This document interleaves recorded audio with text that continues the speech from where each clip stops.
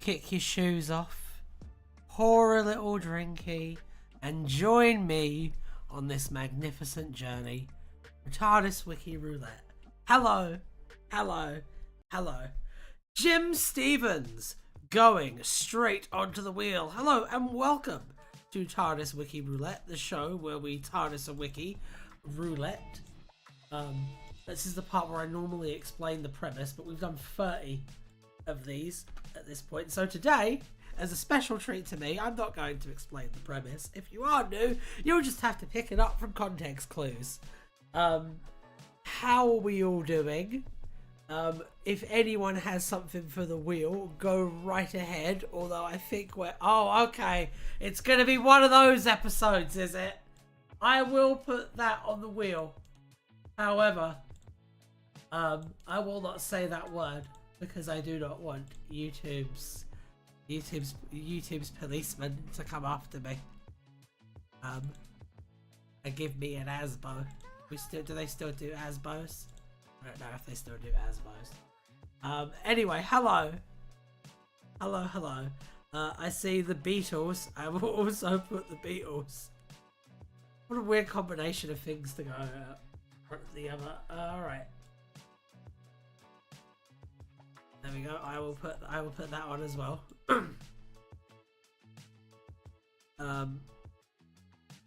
I looked sassy. Did you add the universe I suggested? What universe did you suggest? I'm not sure if I missed anything. I do. Autocorrect. I am not sassy. Oh. Well, that's good.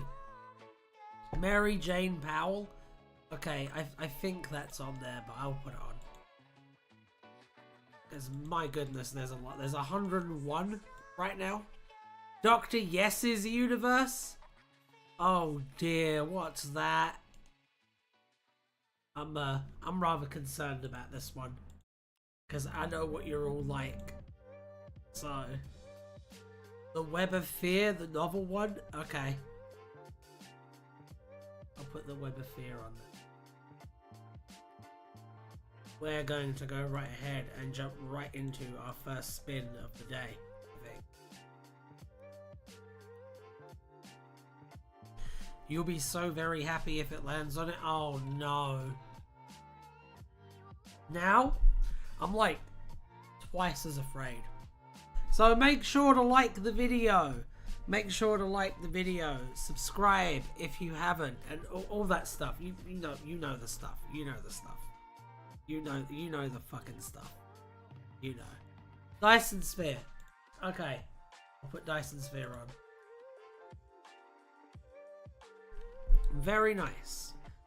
Okie dokie. I think we should do our first spin now though, because we have 105. Wotan! Alright. I see you now. I'll put Falcus on there. It's all good. Are you done again? Good girl. Such a good girl. Okay. I will get Falcus on the wheel.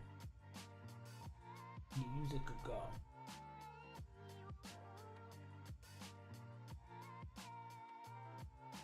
There we go. Also, Wilderness Years. Oh, alright. I will put that on just to see what... Is there like a quote from Ian Levine or something on there? Who knows? Well, I guess we'll know if it lands on there. But maybe it won't. Because that's always the risk you have to take here on Tardis Wiki Roulette. Right. Let's take a look. Are you ready to... Are we ready to spin? I don't know if I'm ready to spin now. Oh my god. Now, after wanting it for so long, I think I've got paralysis through analysis. I don't know what to do. And now the sun's in my eyes. Oh jeez, oh jeez, oh jeez. Thank you, Alan. I'm gonna fix that. Jesus Christ.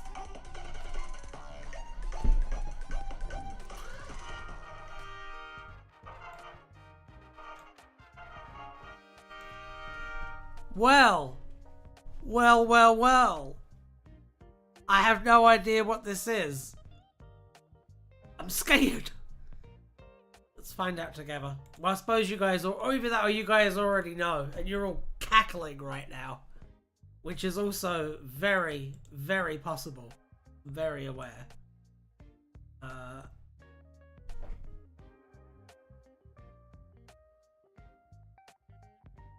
Is it the animated series? I know what this is. I've heard of this. We'll look at it though. We'll look at it. Let me just fix the screen for you. There we go. Yeah, I see cackling in the chat. Okay. I was right. Usually am. Let's have a look at this.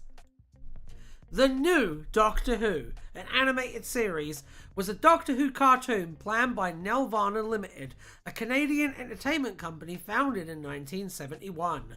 John Decline wrote a 6-page Bible dated 10th of May 1991 that outlined the premise of the animated series. The title is very similar to 3 other proposed animated series: Doctor Who, the animated series, Doctor Who, the animated series, and Doctor Who, the animated series.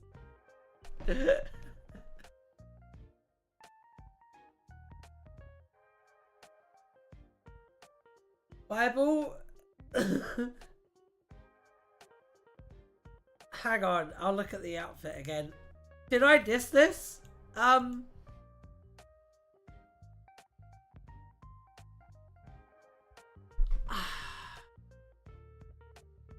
mean,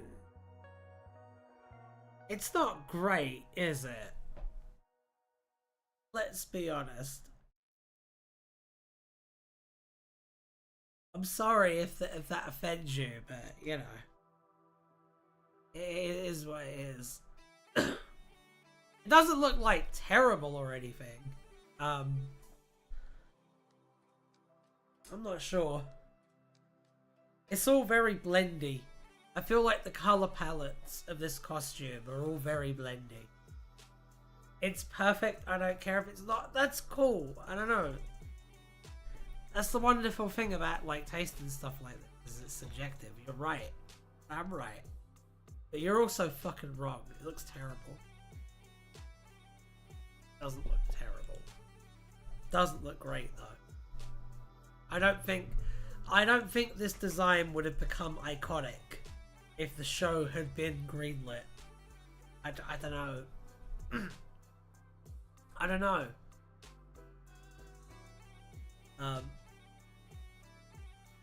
Yeah, I don't know. Trying real hard.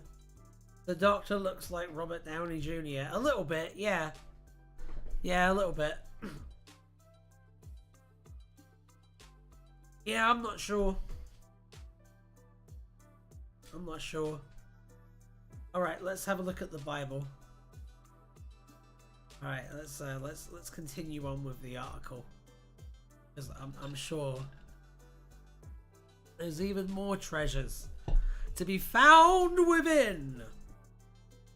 In 1990, following the cancellation of the live-action series, the BBC approached the Canadian animation house Nelvana to propose an animated continuation of the show.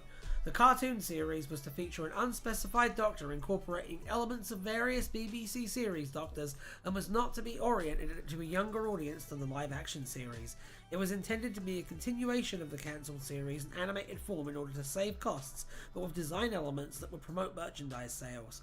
The show would also feature space battles, which the BBC would not have been able to afford for the live-action series.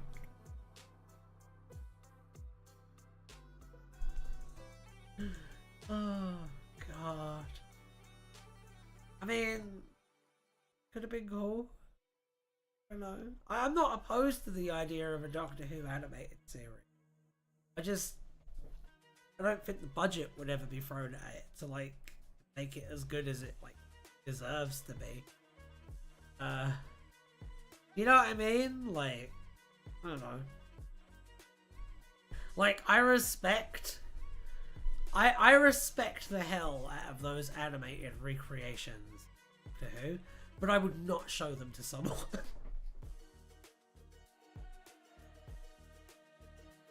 I think I would be more embarrassed about someone finding a copy of that than someone finding porn. Give it the cheap. Yeah. Yeah. Yeah. Yeah. There's some truth to that statement. Yeah, it needs, well, yeah. I mean, it doesn't even necessarily need to be super expensive. It just needs to have a lot of time allocated to it. And they that'd be like, I'll do an animation for us. I'll give it, you got 3 weeks. And then what about? What's the animation about? 3 weeks. Yeah, but like, what show are we? 3 weeks.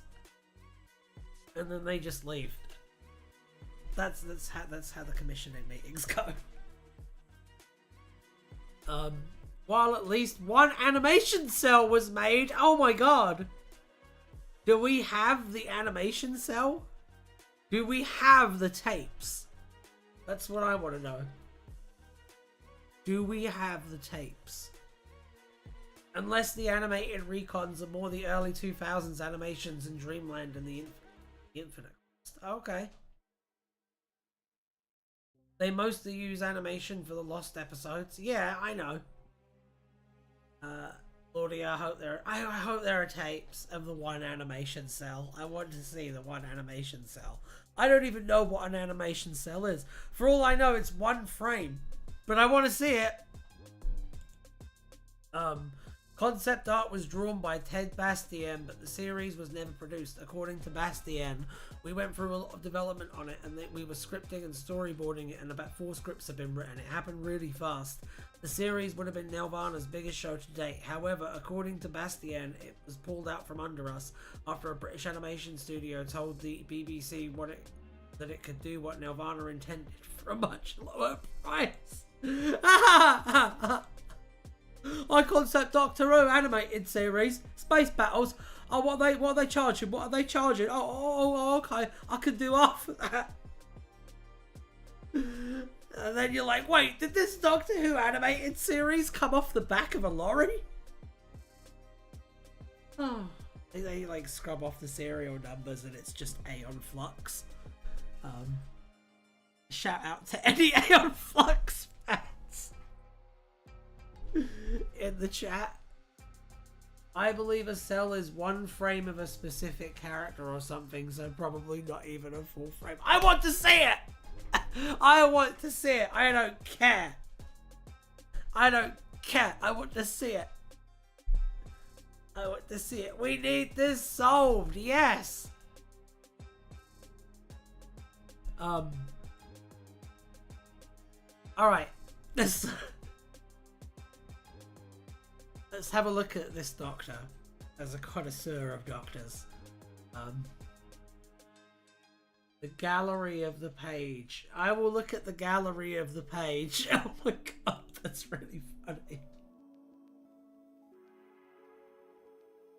I don't know what you're talking about. I don't see any messages talking about in the gallery of the page. Well, you need to see it.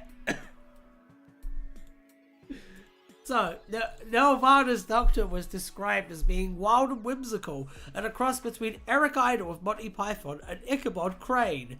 He would have black hair, be tall and slim, with a large nose and hands.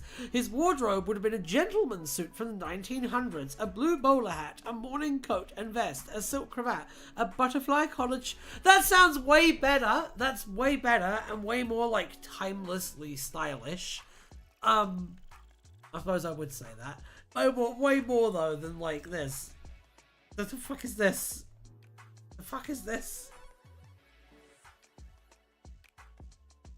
I tell you what. I tell you what people would have said about him back then, because this was what was big back then in the prehistoric times, the 90s.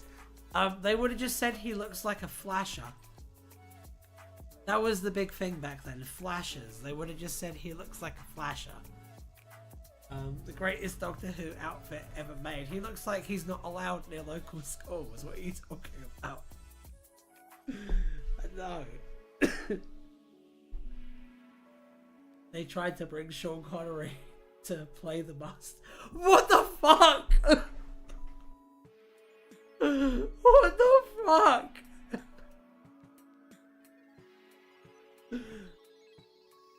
That's why it was so expensive. That's why BBC was like, I don't know more about this. All right, we should look at the the gallery. Let's look at the gallery. These are the episode titles. Okay. All right. So these are the episodes. What if Nelvana Doctor Who is canon? Why not? Why not? D is for Daleks. Doctor Who and the Time Crusaders. Doctor Who goes Hawaiian. Rowan.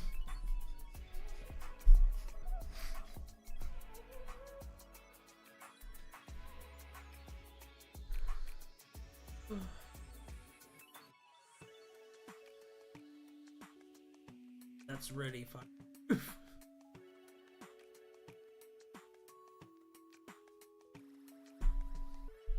That's really good. Oh. Okay. He looks like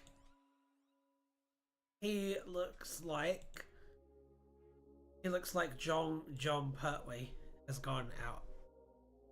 What's the sport? What's the sport called with the putting, with the hammers, and they go into the things like this? What's it called? What's it called, chat? Educate my dumb self. What's it called? Croquet?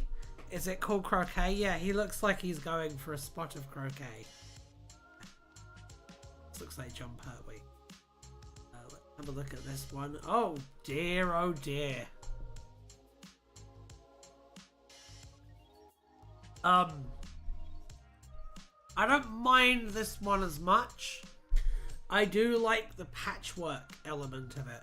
However, I think that the color palette for when this was like gonna come out, it looks a bit dated and like naff. Like it looks a bit 80s in like the wrong way.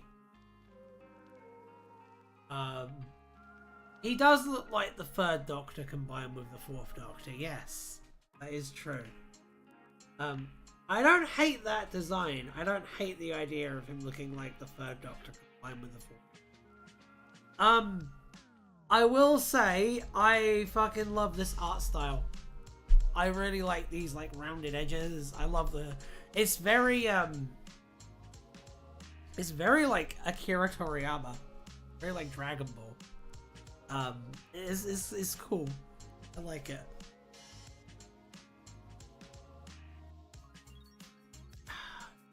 I like the little K9 as well. I enjoy that. I don't know, man. Maybe this would have been good. Maybe I was being too cynical before.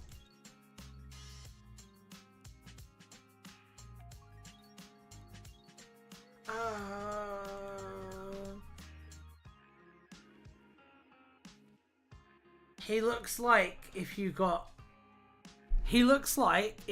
Jim Carrey to play William Hartnell.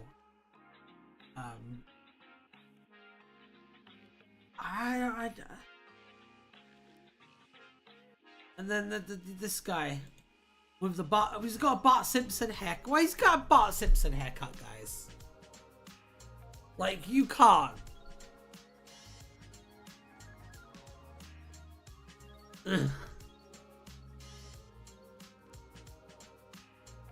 We should shovel money at Carey until he comes out of retirement.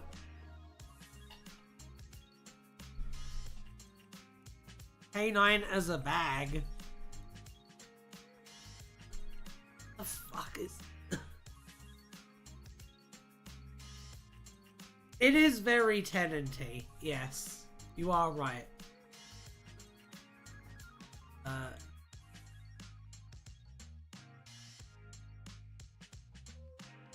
This is shit. This design, I like the rest of it, mostly. This is shit though. No.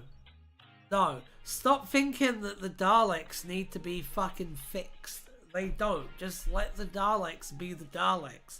There's a reason that design is like iconic and remembered. You're not going to come up with a better one. Like, stop. Like, I like Dalek variants too, but I don't like ones where it's like, oh, we've fixed the design, we've improved on it, and they've just like added legs or some stupid shit to it. I don't know. The Battle Dalek would have been more of a special weapons Dalek style heavyweight, not a replacement. I know, I just think it looks dumb. Oh yeah, let me see. I like this. This is cool. This is a cool image in general.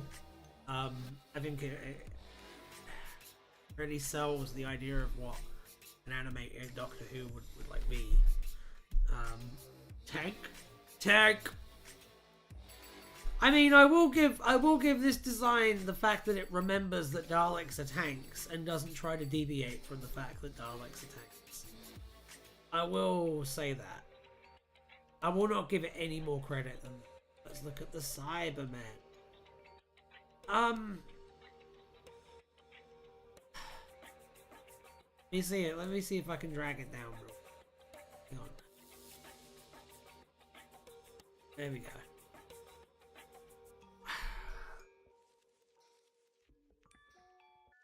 I don't like this Cyberman design. I do like your Dalek story idea, Xavier. I don't like this Dalek, this Cyberman design. It's just C-3PO. Even like the circular thing in the belly, it's just fucking C-3PO. This Cyberman looks like it's from Temu. Yeah, I know. It looks very like, very fragile. It looks like you could probably like just grab a crowbar and like cave in a knee, and then you would be basically fine. You know what I mean? Just keep popping knees, and you'll be basically fine. Maybe that's how they defeat the Cybermen in this version of Doctor Who. Maybe the Doctor's like, quick, it's the Cybermen. We have to bash in their knees for a bit, and then we'll be fine. Just keep popping knees, and then we'll be basically fine. Yeah, I think that's probably how they resolved it. Who the fuck is Magna? Hi, Magna. Like the Recon Dalek with its tiny waist. Yeah, that's the one from Thingy, right? Doctor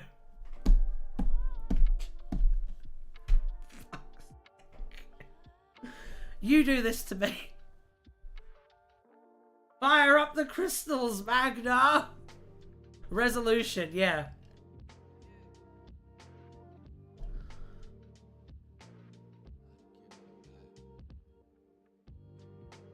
How would you do Fox News and fire the Daleks for the Xavier? What? How would you de-Fox Newsify the Daleks for... Well, for them finding a different way of life? It'd be an interesting story. Like Daleks trying to de-radicalize themselves. There's a lot of potential there. This is a cool image. I like this a lot. Yeah. I think this is very cool image. Dalek casings are basically Fox News. That is true. Ooh. This dude looks very metal, I will say. The missing animation cell? Where is that the Master? Why has the Master got like a metal falcon?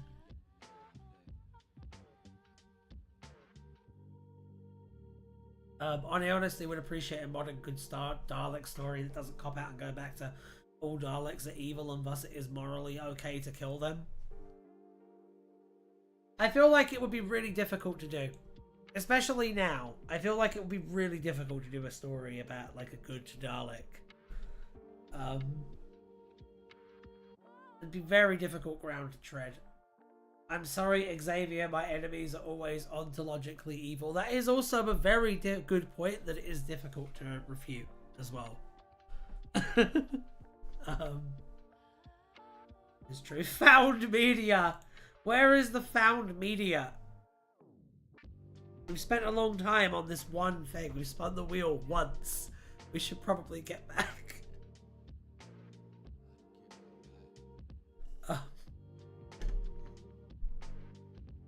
Check the captions, I guess. Where's the caption?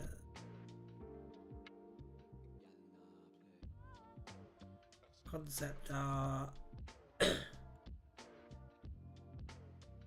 Animation cell! It's a picture. It's just a picture. Okay.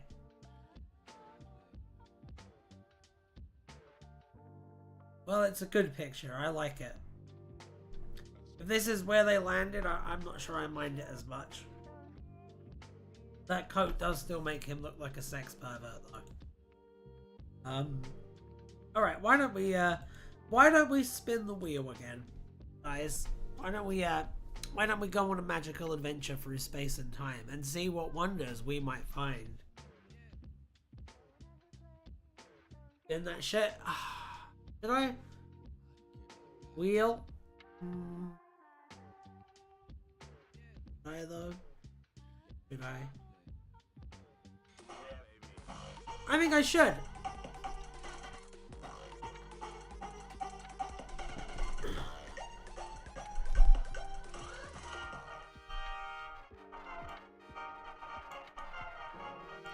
It's been a very interesting start to the day. I will say that.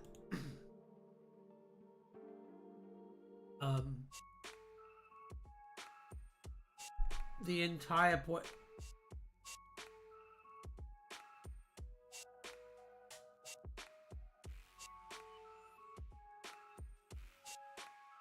I'm sorry, I'm reading your comment, Najawin, because it's a good comment. I agree with you about that. Right, let's don't tease Alan like that, but it's fun. You don't know how fun it is. You will never know how fun it is. It's a pleasure that's reserved exclusively for me. I know it's not fair, but life's not fair. What did it land on again? Find out, because I've still got it on my paste thing. Hey, Kamen Rider! There we go. Nothing is loading. Nothing is loading.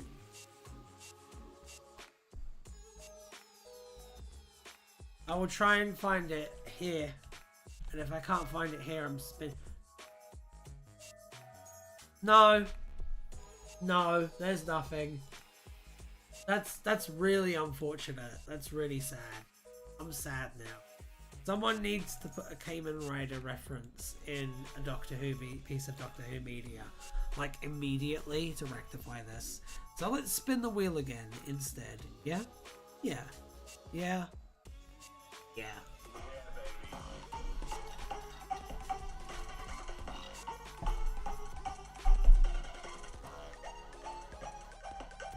Dyson Sphere!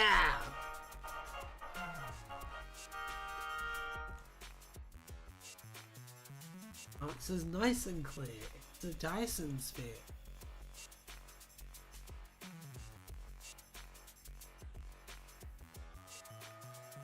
Hey. Why? Why are you so mad? Why are you so upset? Why are your Jimmy so rustled? Explain. Explain. Explain. Please explain. Why? The BTS has your objections. We'll read the behind the scenes. Okay, I'll take a look at this. I'll take a look at this. I'll take a look at this, and then when let me see how big the article is. Okay, I'll take a look at this, and then when we get to the bit where you're mad, like, just start frothing at the mouth in the chat, yeah? And we'll look at it together. A Dyson sphere was a hollow sphere with a sun at the center, designed to completely enclose the stars and collect all the energy that would otherwise escape into space. They were the products of ultra-high-level civilizations and could fit a couple quadrillion people easily, since their mass contained enough space to support it and provide them with the energy they would need. Cramped future civilizations. Take a solar system, actually take several, there isn't enough mass in one. Builds machines to build more machines, to take the planets apart and rebuild them into a sphere with the nicest of the available center. Live on the outside and plate the inside with solar power collectors. Or if you are technically advanced, use gravity generators to live on the inside. Orbit a computer the size of a planet around the internal star and call it COD, and let it do all the difficult environmental stuff. That should solve all your overpopulation and space problems, except what to do with your increased leisure time. Take no calls from clones or emulations of Freeman Dyson, his descendant, or their lawyers.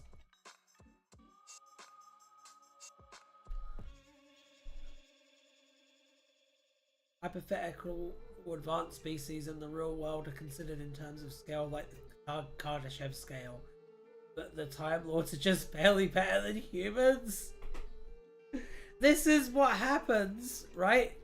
This is what happens when you create a science fiction series, and most of the writers don't know the first thing about science. Because science is just magic in Doctor Who. Like, you know when people, you know in Doctor Who, you know whenever the Doctor would be like, oh, the technology it's got such a big dick. It's so meaty. You know, like when the fucking at the end of Daleks, the Dalek story, Journey's End. I feel like I'm going to see now. At the end of David Tennant's run, when he's like, "Oh, that is fierce technology." That is one of the examples I can think of. When the writers say shit like that, technology might as well just mean mana. You know what I'm saying? You just see the wheel. Oh no! I had the wheel up the whole fucking time. What a calamity. Show cancelled. Oh god.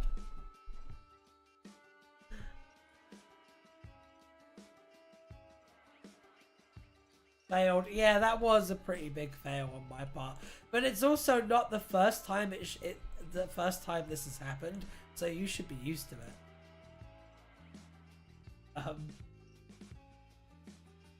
See, the people lived in the inner shell of such a construct known as the World Sphere. The Mistress and K9 also had an adventure in a Dyson Sphere. Prior to her travels with the Seventh Doctor, Bernice Summerfield was part of a team of archaeologists who excavated the remnants of a Dyson Sphere around a white dwarf in the Vartak Vale. Tidal stresses pulled it out of shape until it degenerated into disconnect fragments, slowly leaking the atmosphere. The builders became nomadic and migrated from fragment to fragment. Sylvana was a Dyson Sphere created by the world builders. The Heliosphere was a Dyson Sphere and was considered one of the least genteel places in its quadrant of the galaxy. What a delightful sentence. This is great. I love that. The Infernal Sphere was a Dyson Sphere notable for being built around a black hole instead of a star. Do you remember what I said before? As a result, it was a dark and terrifying hell, suitably satisfying the whims of its demonic inhabitants. Oh, I mean, if it's a story about space demons, who cares? It's fine. The Telesh lived in a Dyson Sphere and planned to replace their star with the Earth's sun. The Dyson Sphere takes its name from the Earth physicist who first proposed it, Freeman Dyson. Most fictional depictions of a Dyson Sphere, including those in Doctor Who, would be more correctly called a Dyson shell, something generally considered to be an engineering impossibility. Closer to the original concept would be an arrangement of independent structures like living habitats and energy collecting satellites around the star. In this case, this sphere is the shape of that swarm or bubble, not a solid object. Well, you learn something new every day.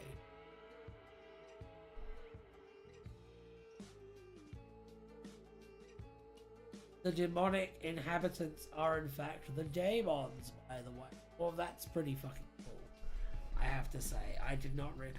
That's what Deimos is. It's like a Dyson sphere with a black hole instead of a sun. That's pretty cool.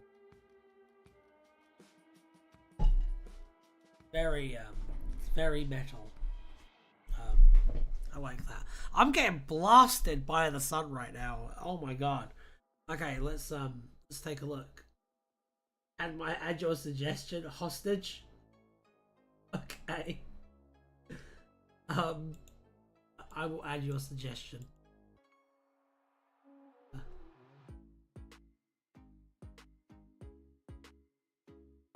There we go. Alright, we should probably spin the wheel then, since we've reached the end of this article. Yeah.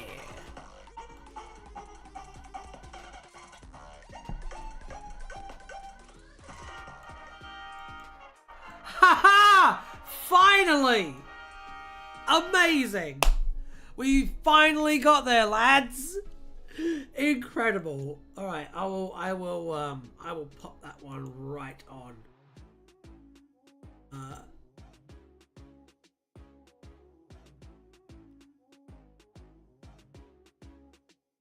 Thank God. I now believe that God is real. I'm now convinced. Specifically the Christian God. Specifically the Catholic Christian God. But not that one. In a parallel universe, Jackie Tyler traveled as a companion of the Doctor. Oh, help! Ah! We've looked at this before. That's okay. We'll look at it again. Because content. And, yeah, maybe I'll come up with 1 or 2 different jokes, and that will be worth it. This one has been in the wheel for a long time. I know. Alright, during one adventure, Jackie shouted that the heel had come off her shoe, leading the Doctor to think that he should have stuck with Sarah Jane. In another universe, Jackie's adventures with the Doctor were depicted in an issue of Doctor Who Adventures. Psychological profile. It's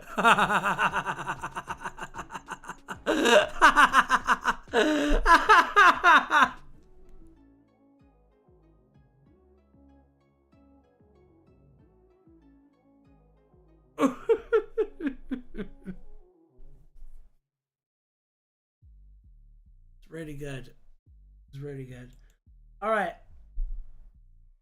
Jackie would probably make the Doctor stay in and hoover the TARDIS or make her cups of tea. She screamed upon encountering new monsters. Oh, God. Oh, Jesus Christ. Plot twist: Jackie is a crazy maniac from Sharda. That would be a good what if though. Oh, I would watch that. Alright, let's spin the wheel again. Go!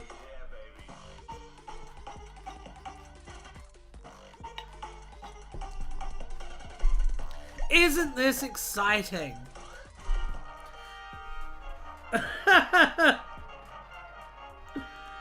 Perfect.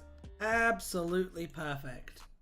We'll pop this one in. We'll pop Love of Monsters in. To TARDIS Wiki. Oh, this is absurd. Right. Love of Monsters was the 10th episode. I know this.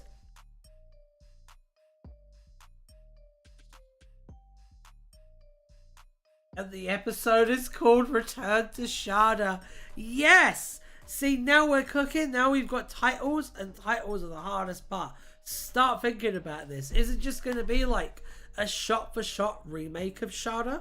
Or is it going to be like, are we doing like a new story that like uses Sharda as a jumping off point?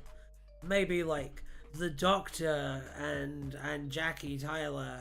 No, Rose Tyler. Rose Tyler is Jackie's daughter.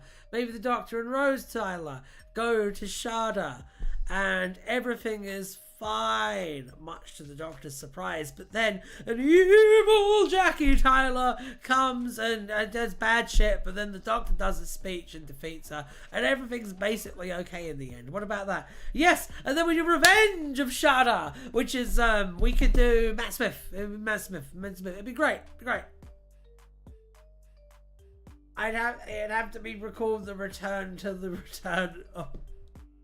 No, it should be called The Return to the Return of Sharda. Return to Sharda. That's really good.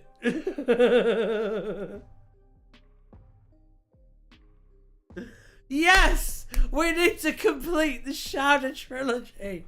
It has to happen. Hashtag complete the Sharda trilogy.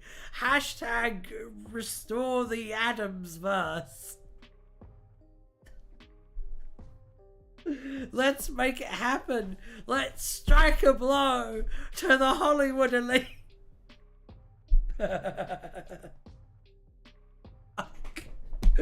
Alright, let's release the Sharda cut. Yes, release the Sharda cut right now, Warner BBC. Sharda 3.0, you cannot redo. The anniversary story we want. Yes! Unironically, yes, just do Sharda again. Just do Sharda again, but every character is just played by a different Doctor. Except for the Doctor, who is played by Peter Davison.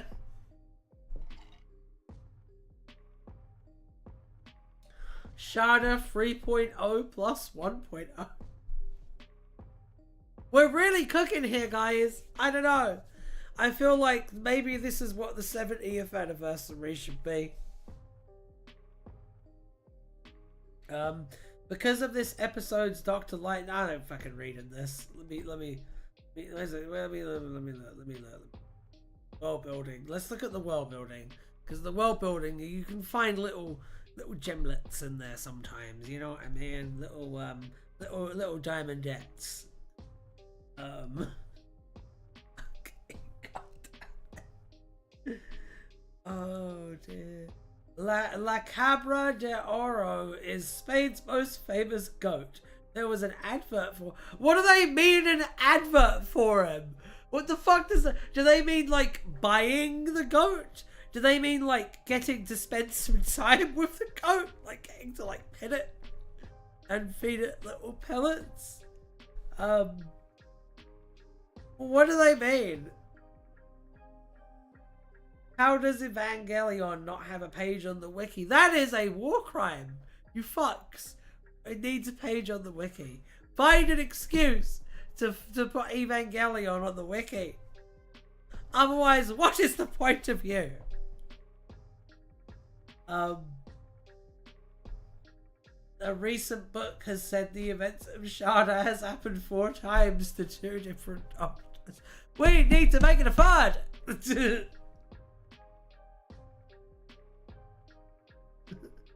I'll tell you what, how would you feel though? How would you feel if, like, you know, season 2 of Doctor Who, like RTD2, how would you feel if one of the episodes, it was just Sharda, like it was straight up just Sharda, and it was called Sharda, but then in the credits it just said written by Russell T Davies?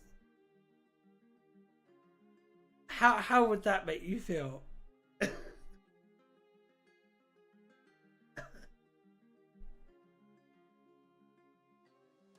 Sack Russell T. He didn't actually do that. It's just a hypothetical I made up. Calm down. Wouldn't put it past...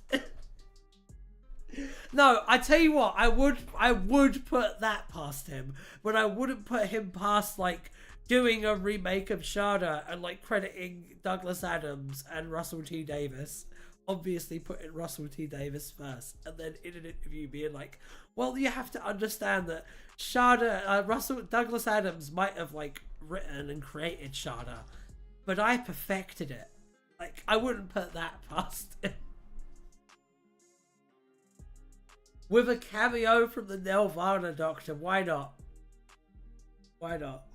Do you remember when Moosey was here and we were like, hey, check out the Katie Manning Dalek pictures, and then we never heard from him again? I wonder where he's been. Did you see Davis wanted Chippy to be based on a JoJo's protagonist? We need to get rid of RTD so this happens. I did not see that. No, I did not see that, unfortunately.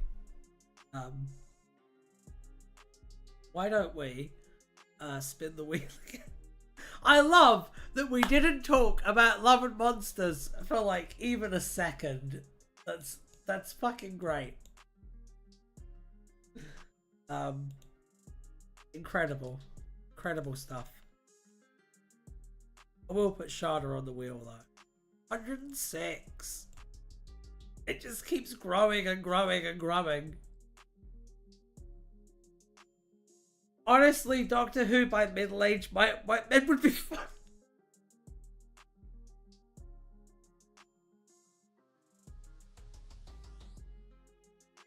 God damn it.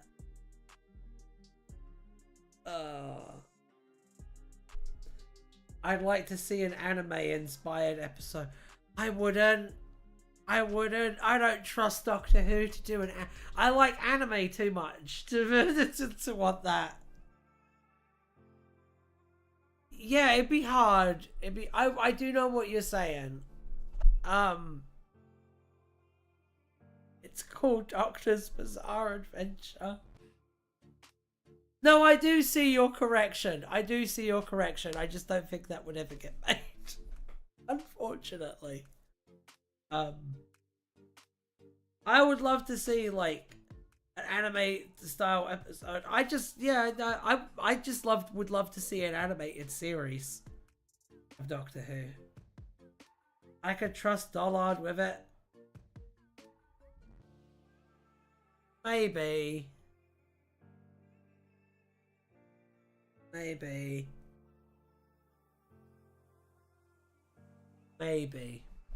We should spin the wheel again, everyone.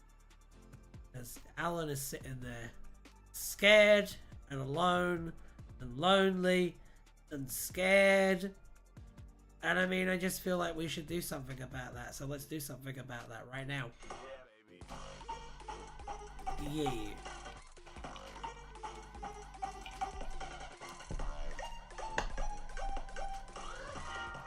News Corporation! Boom. Boom. It's we gonna do Doctor Who from scratch again? Yeah, we can maybe do that. Maybe do that. Maybe do that. I'm not sure when. Maybe do that. I'm not sure what I'm gonna do on Thursday.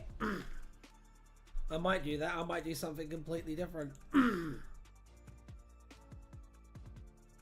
Who knows? I certainly don't. I know I'll be around on Thursday. I know I'll be streaming on Thursday, but I'm not sure what I'm going to be doing.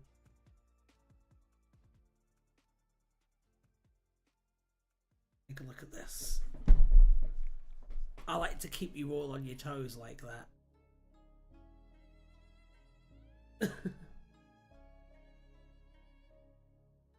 Let's go. Let's make Return to Shada. You want us to do Return? You want us to write Return to Shada?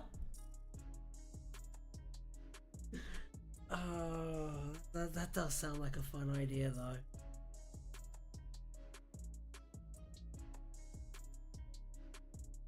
That sounds like a fun. Not gonna lie.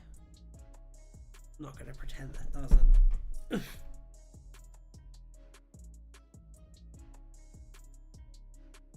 Maybe.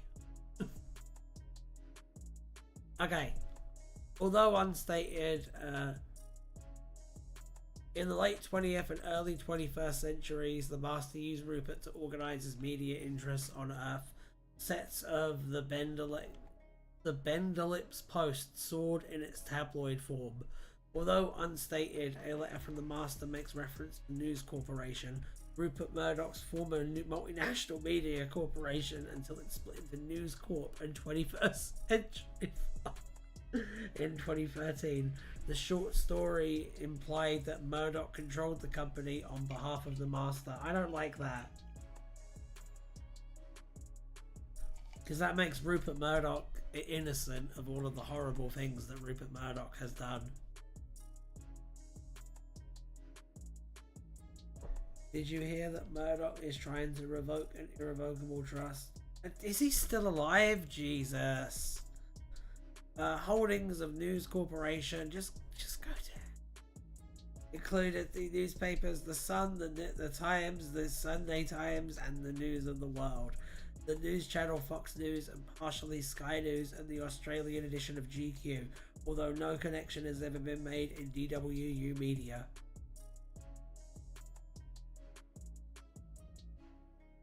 I do not need to read Rupert Murdoch's page. I don't. You might think I do, but I fucking don't. Alright. Let's look at Rupert Murdoch's page. I know, actually. No. Ah, fool me fucking once. It's on the wheel now. How about that? Let's look at the wheel. The wheel is here.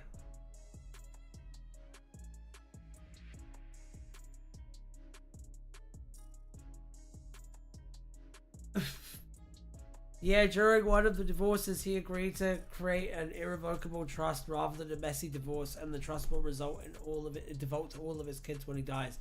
But he wants to revoke it because a lot of them are more left-wing and want to move folks back to reality. It's already on the wheel. Well, now it's on the wheel twice. Oh. I heard Susan Foreman is coming back to Doctor Who since Dimensions of Time. Let's spin the wheel.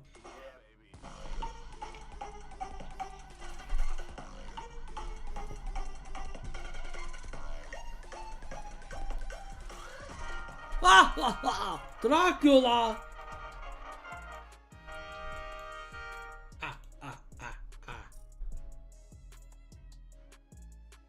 Where is this going? I'm scared now. Blah, blah, blah, blah, blah, blah, blah, blah, blah, blah. Honestly, I never want Susan, Romani, the Rani and co. Susan, Romana, the Rani and co. I kind of agree. I kind of feel like that was back then and now we need new things. I think Doctor Who desperately needs new things to get excited about. I kind of feel like we've drained the well of stuff from old Who to get excited about for quite a while. I think we need to let it sit. Count Dracula.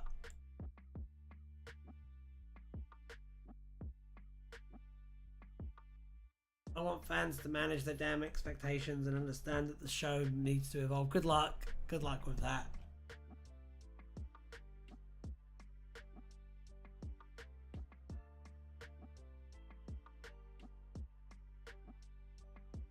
I want the Rani to return, but I want her to return as amoral, maybe even doing something good, and it makes the Doctor conflicted since he's so used to her being bad.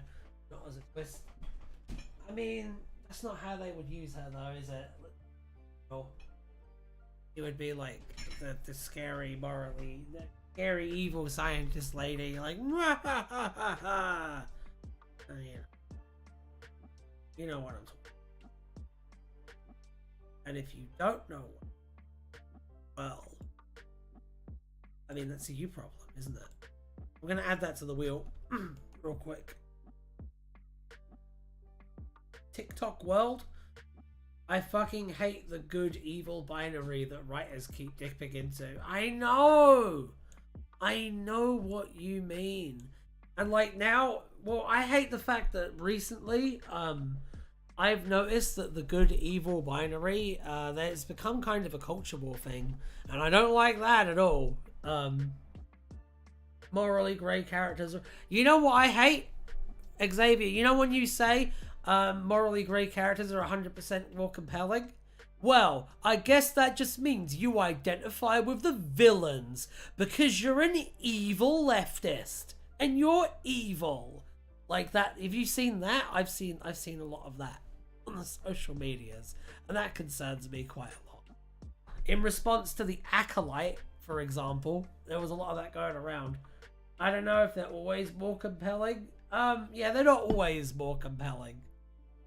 I think that having a wide spectrum of morality is more compelling. You have characters who are morally in the white, you have characters who are morally in the black, you have characters who are in between. Did you remember superhero movies that make the villain a hero? Yeah, I know. Like, I have a completely reasonable ideology, so I'm just gonna kill a baby every 15 minutes so that you know that I'm still the villain. You can have incredibly compelling, like, straight... Like, I don't know, because, like... I've been playing Baldur's Gate. We need to do more Baldur's Gate content soon, by the way. I'll do some more Baldur's Gate. But I was playing Baldur's Gate. And, I was like took aback by like just how good all of the villains were, and all of them are different like shades of morality and different like styles of being a villain. And there are some of them that are like fairly sympathetic, and then there's also like Orin as well. So yeah, I don't know. I feel like you can definitely have a wide spectrum. I think if a character is more of a pantomime villain, it can work. Yeah, I agree.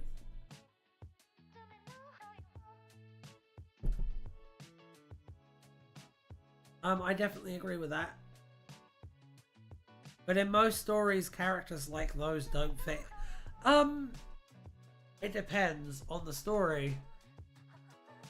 It depends on like what you're looking for. But generally, I feel like... So...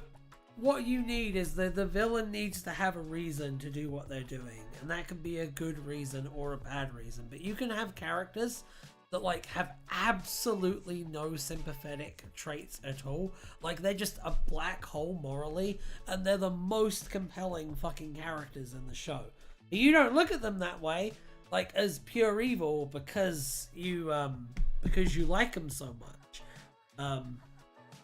I'm mostly talking about Doctor Who here. Oh, that's fair. Spin? No, you spin. There you go.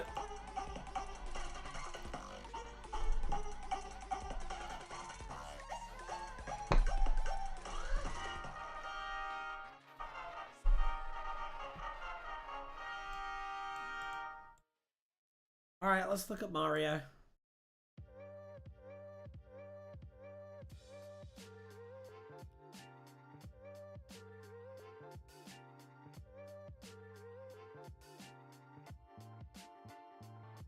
That was a good discussion. about villains and morality, some such.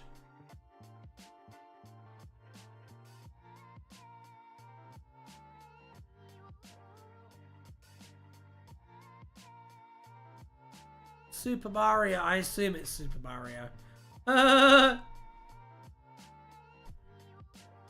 Okay. Super Mario, or simply Mario, was the eponymous protagonist of the Super Mario Bros. Video game. The virtual 12th Doctor likened the inhabitants of the Shadow World, finding out they were a simulation and committing suicide as a result of a hypothetical scenario in which Super Mario realizes he's inside a video game. He was voiced by Chris Pratt in the Super Mario Bros. Movie. Joe Tasker portrayed the character in a sketch in Pickle Storm, Viper Sport, and Strictly. Joe Tasker as Mario in a sketch from Pickle Storm, Viper Sport and Strictly. Ah, that's funny, I suppose. I don't know. Who's Joe Tasker? Oh. Okay. Cool. Anyway, let's go back to the wheel. Go back to the... Weren't we supposed to go on the Dracula page, by the way? Shouldn't we do that? We should probably do that. Let's go back to Dracula. I'm a fucking mess today, man. I don't know. I woke up all groggy and I have not stopped being groggy all day. It's a groggy kind of day. Dracula is one of the worst pages. Yes! That means I get to torture you for once. Brilliant. This episode 30 is spectacular. Count Dracula, sometimes Dracul or just Dracula, was a famous vampire who originated from Transylvania. He sometimes used the alias Christoph Alucard. He was one of multiple possible futures of Vlad III. Dracula existed in a state of quantum possibility. These possibilities included Dracula being a fictional character created by Bram Stoker, inspired by the historical prince of the same name. A resurrected version of the historical prince, a completely real individual with no direct connection to the prince who worked for Meow under the Oh no! No! No! No! No! No! Fuck you!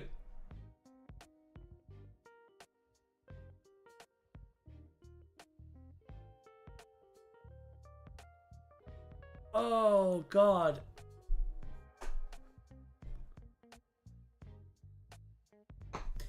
Due to his status as a quantum possibility, multiple possible historical possible versions of who Dracula was existed.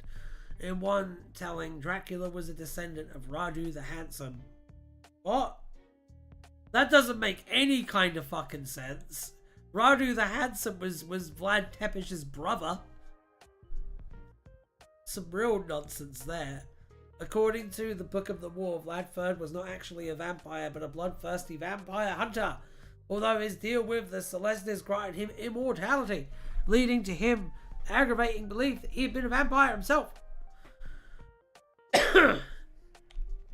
When the 7th Doctor and Ace visited Maiden's Point and its neighbouring town in Northumberland, they discovered that the town was haunted by a race of vampires who had been sired by the Ancient One, the last survivor of the fish-like herbivore vampires into which humanity mutated in a possible future. The Ancient One had been brought back in time by Fenric using a time storm.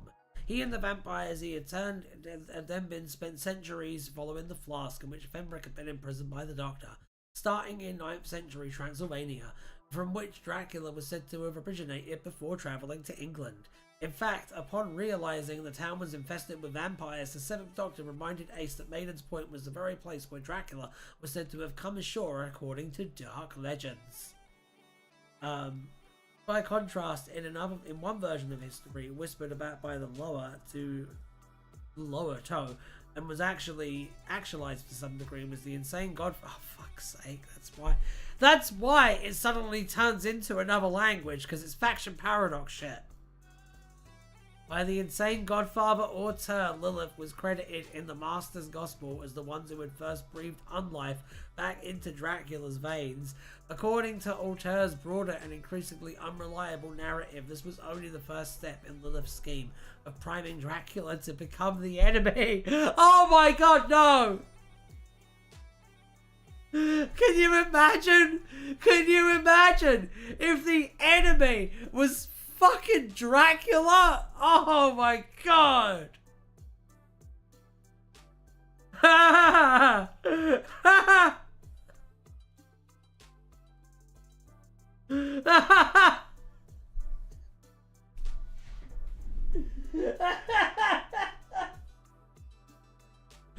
Oh god!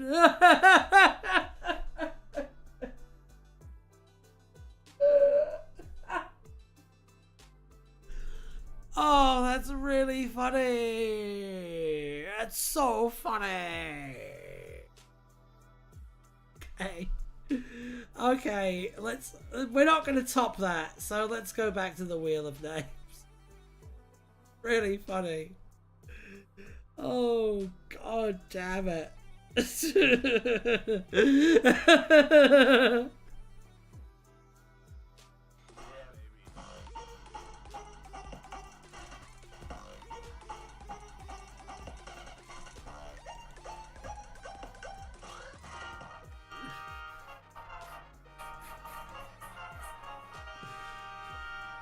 No.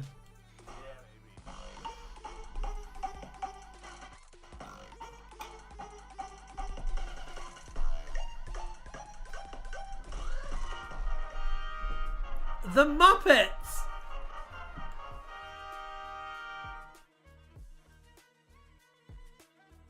Let's look up the Muppets. Oh dear.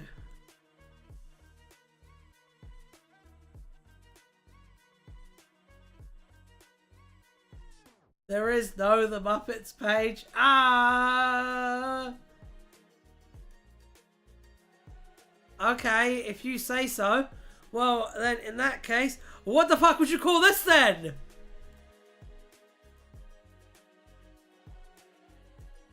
The Muppets is an American multimedia franchise surrounding the titular Muppets. And was created by Jim Henson. A Muppet series, Pigs in Space, crossed over with Doctor Who in the stage play The Stolen Mirth. Mirth Shock, which featured the Doctor either in their 10th or 5th incarnations, encountering the crew of the Swine Trek, along with featuring Captain Link Hogfrog regenerating in rapid succession into several other Muppet characters, dressed as various incarnations of the Doctor, ending with Miss Piggy as the 13th Doctor. The poster created for the Doctor Who Lockdown Tweet-Along of A Christmas Carol was inspired by the theatrical poster of the Muppet Christmas Carol. Despite a few references to Doctor Who stories to the Muppets, the references tend to point in the other direction. There have been several references to official Muppets releases in Doctor Who. In the Veterinarian's Hospital sketch from the episode of The Muppet Show, Andy Williams guest starred in. Who Doctor? It's not Who Doctor, it's Doctor Who. That's another show. The Pigs in Space comic The Muppet Show Annual 1978 features a food fight with several sci-fi references. Amongst them, a robot can be seen exclaiming "Exterminate," a pun on "Exterminate," the battle cry of the Daleks. Is it just a lot of this? Okay. No more of this, I think. Yeah. No more. We've had enough. We've had enough of this. We're going to spin the wheel again though. Yeah. I love the oh my god, no. No! Not Henry Kissinger! He's a war criminal! I love that before, when we landed on Kariz, and I just went no, and then kept spinning, like, none of you protested. Not one of you was like, hey, hang on, but he's my favourite companion, because he's no one's fucking favourite companion.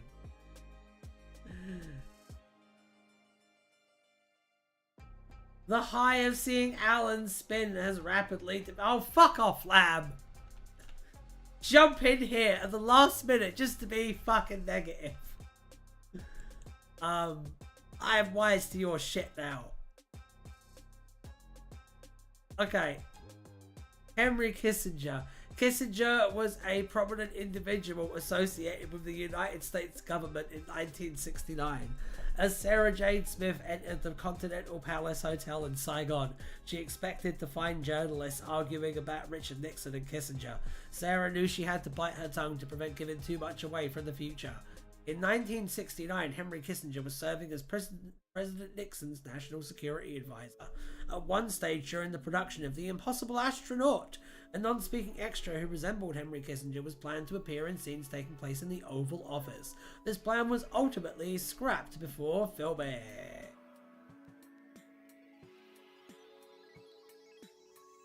Is Noam Chomsky even in this thing? He is now. I'm putting him on the wheel. So there better be a page. I will put Noam Chomsky on the wheel.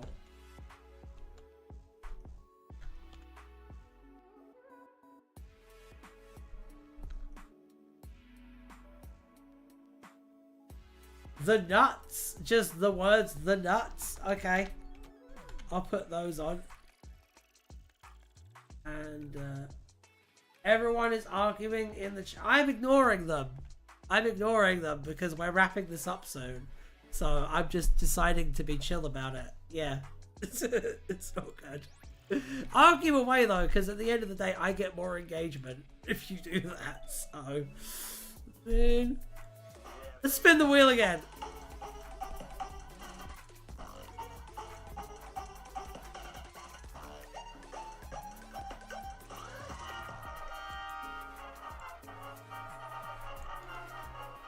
Romana free. Yeah. Yeah. Yeah. It's Romana free. I just had a total fucking cranial shutdown there. And in my head I was like, just make louder and louder noises. They'll find it funny. By most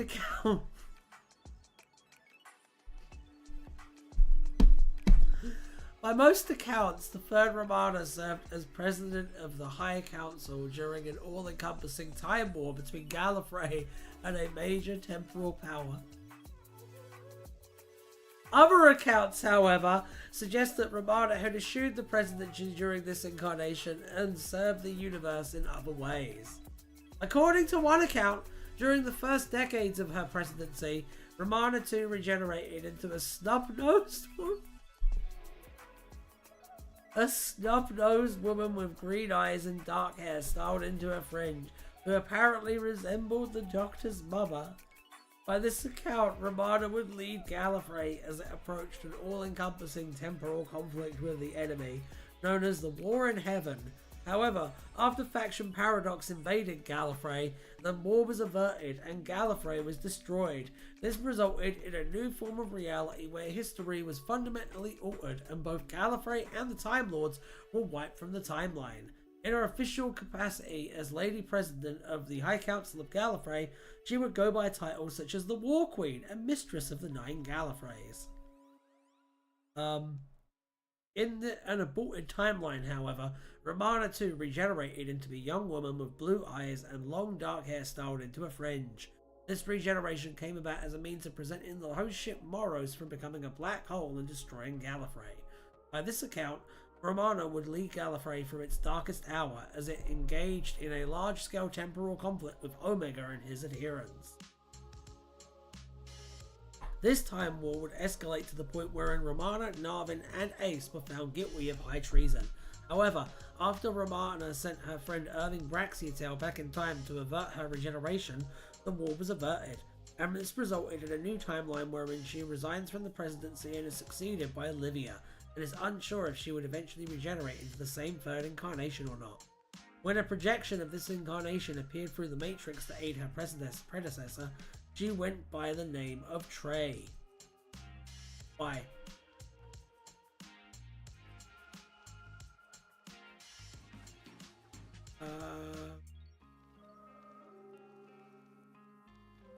Is there anything else that's kind of interesting on this?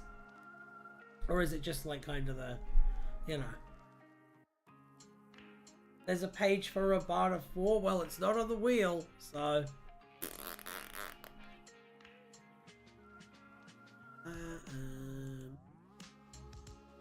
I will spin the wheel one more time, I think.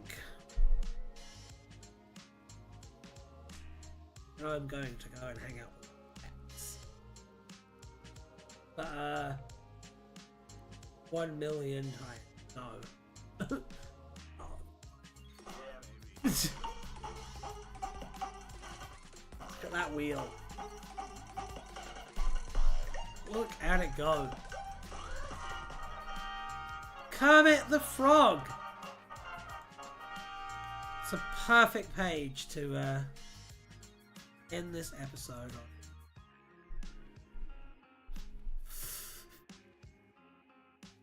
I love that there's a source for the fact that Kermit is green. That's wonderful. Kermit the Frog was a green frog who exists.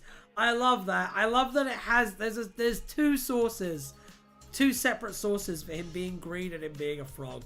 Magnificent. Who existed as a real person in Earth 33 and a third. Richard Somerset jokingly pretended not to realise that Kermit was not, in fact, a sentient frog species with an unusual epithet. In Earth 33 and a third, Kermit starred in Sesame Street on the day that the programme and Doctor Who got each other's scripts by mistake. Kermit, now playing a Dalek and holding an ice pick, chased the fleeing 7th Doctor and Ace, along with the rest of the Sesame Street kid. While rapidly regenerating, Link Hodgefrog transformed into Kermit, dressed as the 10th Doctor. Kermit is one of the main characters from the Muppets.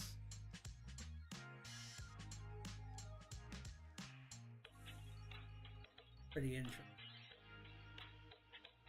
Well, okay. IP user will show up here.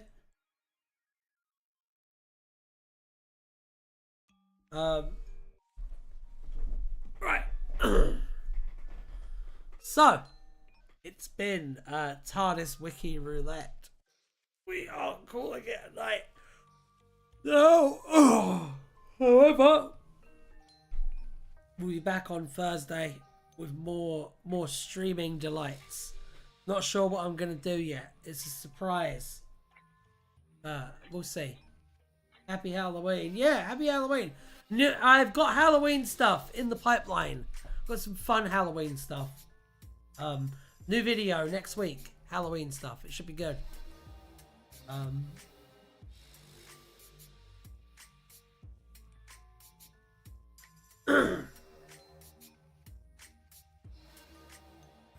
FYI, Ryan, there is an IP user who adds a lot of information about colours and globes.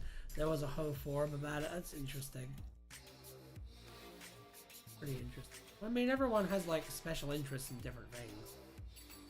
Anyway, I'm gonna head off now, so I'll catch you all later. Have a wonderful time and be good to each other, yeah? Yeah.